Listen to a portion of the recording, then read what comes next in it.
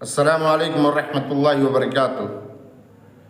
آج ہمارے معاشرے میں خاص کر مسلمانوں کے یہاں قومی اونچ نیچ کا تصور پایا جاتا ہے، اور ایسے تصورات اونچ نیچ کے تصورات میں جو لوگ گرفتار ہیں ان کو سوچنا چاہیے کہ وہ ابو جہل کی خوئے بد میں گرفتار ہیں، اور ایسی عادت یہ ابو جہل کی ہے، جیسا کہ اللہ کے نبی صلی اللہ علیہ وسلم نے بدر کی لڑائی کے دن فرمایا کہ کون دیکھ کر آئے گا ابو جہل کے ساتھ کیا ہوا۔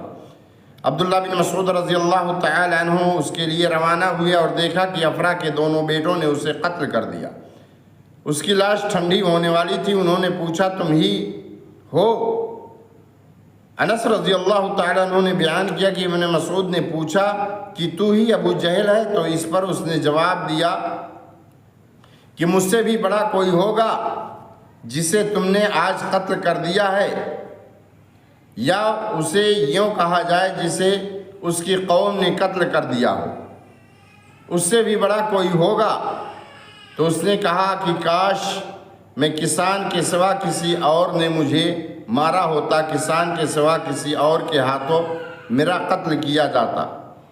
گویا کہ وہ اپنے آپ کو بہت بڑا سمجھا، اور افرا کے جو دونوں بیٹے تھے جنہوں نے قتل کیا ابو جہل کو، اس نے ان دونوں کو حقیر سمجھا۔